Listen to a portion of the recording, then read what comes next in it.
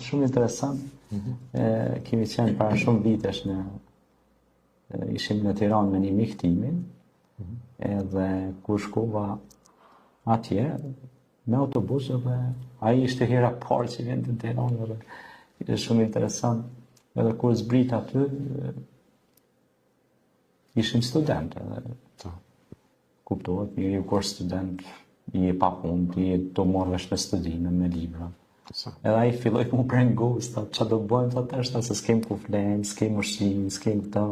Unë vesh kam buzësisht, sepse edhe atë alhamdulillah kam pas shumë mbështetjen e madhe tek krijuesi im, edhe tash e kam alhamdulillah, se di që ai na furnizon.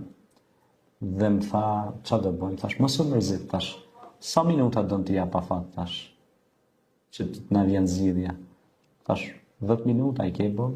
Tha, jo vetë, unë pres 72 orë, sa kërë. Edhe qa ndodhi? Nuk kanë shku 10 minuta, vjen një makinë.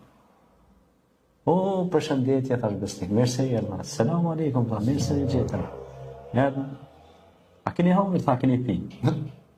Kur mjeta, unër me të ishte që kishte një pizzeri të vetën, një vllai besimtar në Tiranë. Vllai shpërblet gjithë se i kam miq të mirë ata dhe i njoh akoma. Një ndër ta që na ka dhënë edhe kafe është gazetar i njohur, cilit nuk du tash t'ja publikoj emrin, por e kam një miqësi të madhe me ta. Është gazetar shumë i njohur në Tiranë. Edhe është besimtar, praktikues, fal 5 vaktet namaz. Edhe kur vonë dikon 20 veta, njëri kafën, tjetri pica, tjetri ushtyke, cili po na merr me orë me fjet tonë, me najtë tonë, se kemi shtëpi vonë. Subhanallah. Ky tash meti i çuditur.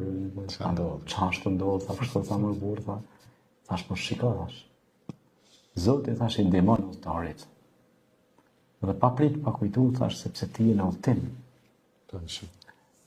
Udhëtari, ai që është nisur në rrugën e Zotit, me bë vepra të mira, ose ai që është i nisur për të shpërndarë dituri, për shembull, libra, dije, inovacion, ai e ka ndihmën e Zotit kudo. Se është nisur për një projekcion të madh. Projekcioni është në eani ta ndryshojmë botën, që bota të notojë në vlerat arsimore dhe shkencore.